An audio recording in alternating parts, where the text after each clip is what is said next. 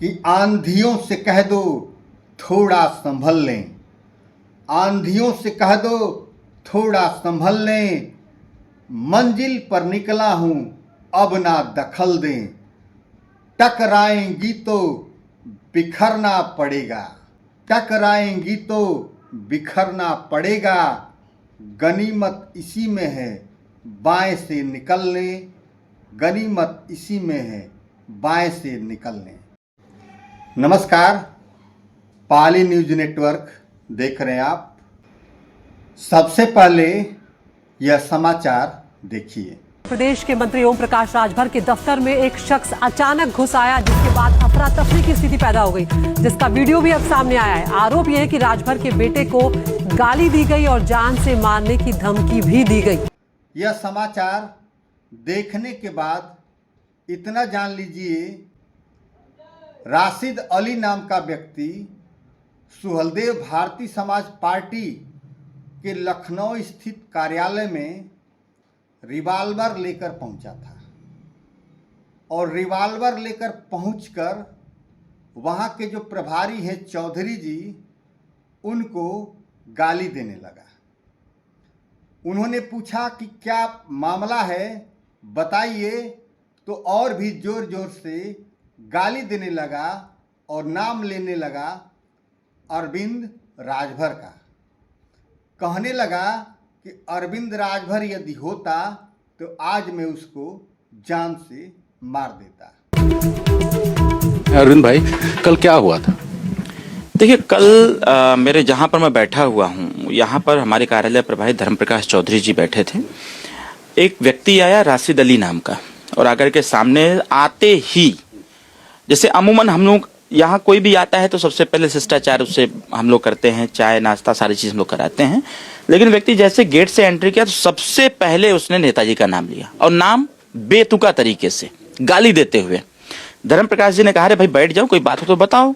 उसका उसने मेरा नाम लिया है, मेरा भी नाम ऐसे लिया कि मतलब उसको हम कह नहीं सकते हैं। फिर गाली गलौज, माँ बहन की गाली, अनर्गल बातें, ये तमाम तरह की चीज़ें कहते हुए उसने कहा कि आज उसका संजोग अच्छा है कि बच गया, नहीं तो आज उसको जान से यहीं पर मार देते हैं। उस राशिद अली कठमुल्ले को, लुल्ली कटुए को बता देना चाहता हूँ कि अरविंद राजभर सिर्फ अरविंद राजभर नहीं है, वह पूरे समूचे राजभर समाज की शान है। यदि उनका बाल भी बांका हुआ तो उसके खानदान का क्या होगा उसको खुद भी भान नहीं है। वह कहाँ रह पाएगा, किस बिल में छुपेगा, उसको पता ही नहीं है। और इतना भी उसको ज्ञान नहीं है कि यह आज जो उत्तर प्रदेश की सत्ता है माननीय योगी आदित्यनाथ के हाथों में है, जो ऐसे द्रोहियों को, ऐसे पापियों को ऐसी सजा देते हैं कि सीधा जन्नत का सैर कराते हैं और 72 हूरों से मिलवा देते हैं। तो कानून का राज है, और कानून से खिलवाड़ यदि करेगा तो 72 हूरों के पास उसको जाना ही पड़ेगा। रही बात सुहलदेव भारतीय समाज पार्टी की, तो दिन प्रतिदिन सुहलदेव भारतीय समाज पार्टी की जो लोकप्रियता बढ़ रही है, उस बढ़ती हुई लोकप्रियता से खुन्नस खाए हुए हैं, और समाजवादी पार्टी की जो लोकप्रियता घट रही है उससे चिंतित हैं। उसी की यह प्रतिक्रिया है, हताशा है, निराशा है, जो बतलाती है कि आने वाले दिनों में समाजवादी पार्टी का बेड़ा गर्क होना ही होना है। यह घटना सिर्फ घटना नहीं है, यह एक मानसिकता है, और मानसिकता यह दर्शाती है कि सत्ता के लिए चाहे जो कुछ करना पड़े हम करेंगे, और यह भी दर्शाता है कि हमारा चरित्र क्या है। यह समाजवादी पार्टी का कट्टर समर्थक है। कह रहा था कि आज के बाद अखिलेश यादव के बारे में या कह लें समाजवादी पार्टी के बारे में ओम प्रकाश राजभर या अरविंद राजभर कुछ नहीं बोलेंगे। यदि बोलेंगे तो जान से हाथ धोना पड़ेगा।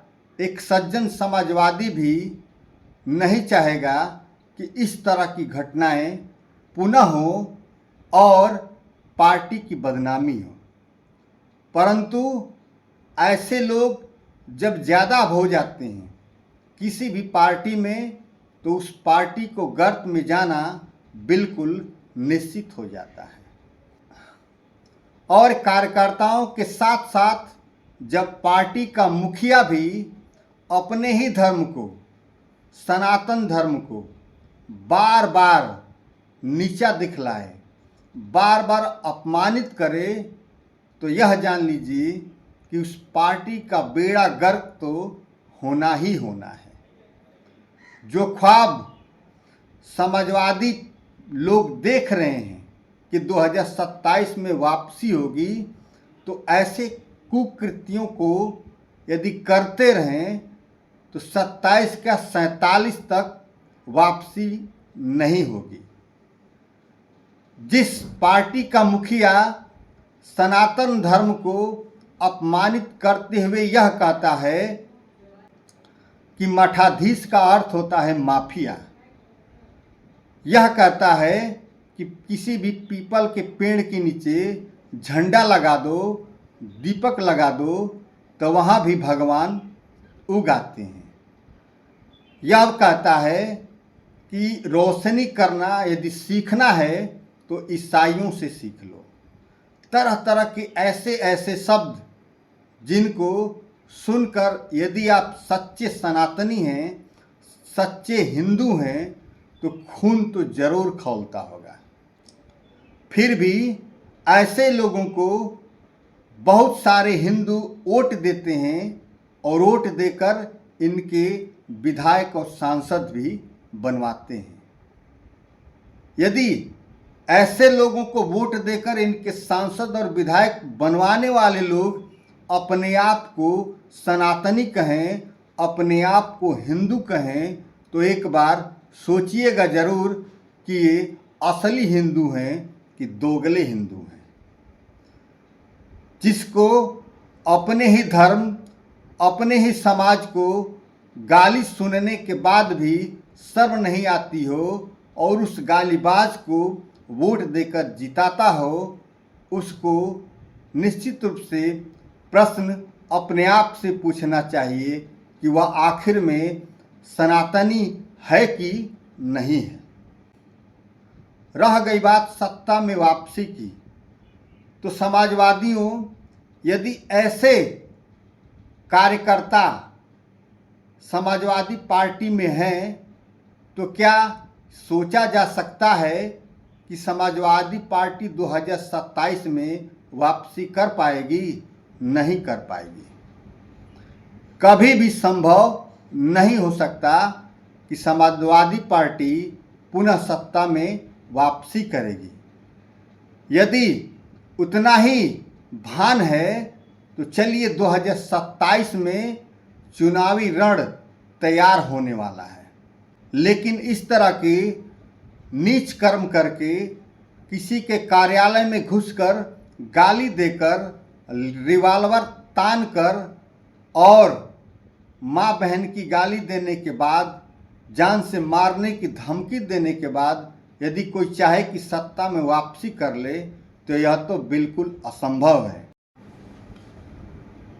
और अंत में इस घटना के लिए बस इतना ही कहना चाहता हूँ कि आंधियों से कह दो थोड़ा संभल लें, आंधियों से कह दो थोड़ा संभल लें, मंजिल पर निकला हूँ अब ना दखल दें, टकराएंगी तो बिखरना पड़ेगा, टकराएंगी तो बिखरना पड़ेगा, गनीमत इसी में है बाएं से निकलने, गनीमत इसी में है बाएं से निकलने। जय हिंद, जय भारत, वंदे मातरम।